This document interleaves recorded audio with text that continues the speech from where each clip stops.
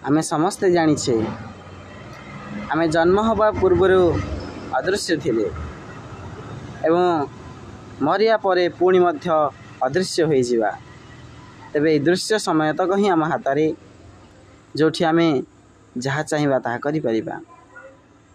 तेणु ए समय आम पई बहुत मूल्यवान। ए दृश्यमान समय रे ही जोठी आमको शरीर साथ दिए जोठी आमे किछि करिया को समर्थ हे उठाऊ यही समय रे ही आमे पुण्य करिबा कि पाप करिबा एटा आम हाथ रे। तेणु आमे निश्चित पुण्य करी से परमानंद को लाभ करिबा से परम हरि को लाभ करिबा। कहीं क्या जीवन में दुख देवा कहीं हिंसा करिबा कहीं क्या कष्ट देवा। कारण आमे तो दिने पुणी जोठु आसीथिले सेठिकी जीवा समस्ते आमे भौणी भाई। तेणु ए समय को आमे ए मूल्यवान समय जो समय आमे जो स्वल्प समय बंचुचे जो स्वल्प समय शरीर मिली आमे शरीर जीवन को सार्थक करिबा।